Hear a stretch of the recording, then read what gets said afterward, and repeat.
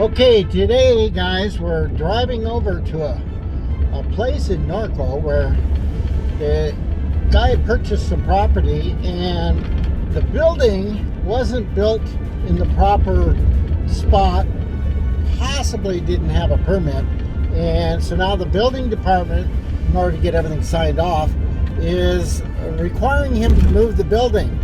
And from what I understand, he only has to move it 6 feet, which is kind of weird. But anyway, we're heading over there. We're going to take a look at the building. We're going to see what we can tell him and see if we can help him out. All right, stay tuned.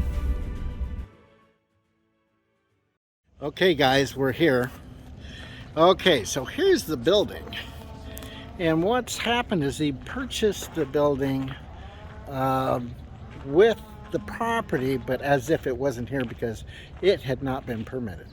So the building department says in order to save the building, he has to move it over to here, where this mow strip is here, to get it off the back part of this property. Apparently, they have sections of the property that's only allocated to animals and livestock or whatever, but they don't allow structures back here. So here is the situation where the building literally needs to be slid over, and I don't know whether we can slide it over or not, but if we do, I will be showing you how we do it.